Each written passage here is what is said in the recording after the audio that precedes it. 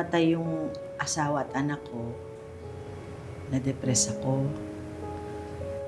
Lumala yung diabetes ko, pati yung high blood ko.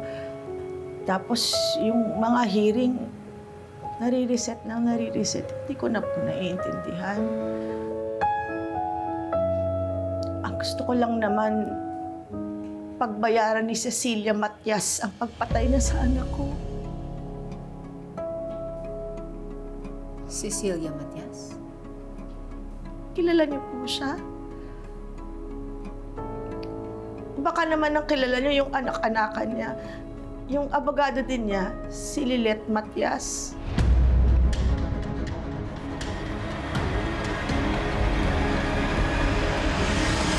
Lilet? Kilala niyo nga ho siya. Nagkaharap na kami sa ilang mga kaso. At natalo niyo po siya? Yung huli. Pero umiiwas na sana. Kung ganun po, tama po na nilapitan ko kayo. Marami nga po nagsasabi na marami kayo na ipanalong kaso. Tama po na lumapit ako sa inyo, hindi po ba? Attorney, parang awa ko na, attorney. Tulungan mo ako, attorney. Parang awa ko na. Sige na. Mrs. Montenola, i-refer ko po kayo sa mga kakilala kong attorney.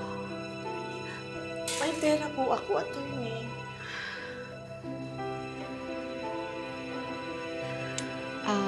That's precisely my point, Mrs. Montenola.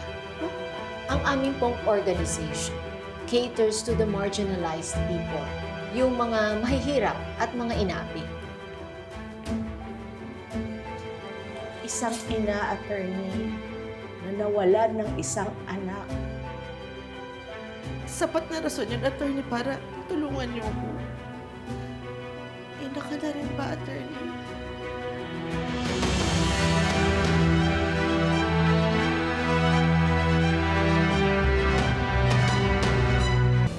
Mrs. Montenola, kanina pa po tayo paikot-ikot dito. Kagaya ng sinabi ko, ni-refer ko na po kayo sa mga kaibigan kong attorney.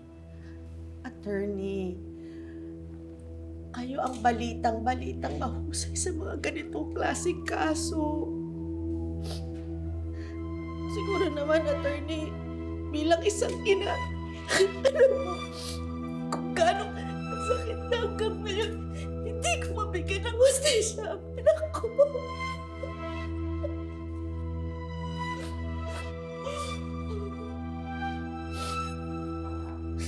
Parang awa niyo na, attorney.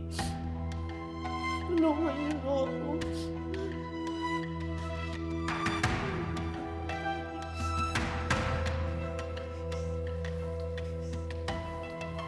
Tutulungan po namin kayo.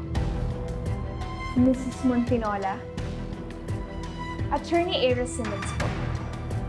At tutulungan po namin kayo ng mommy ko. Talaga po? Maraming salamat po. Thank you, Attorney Simmons. Maraming salamat.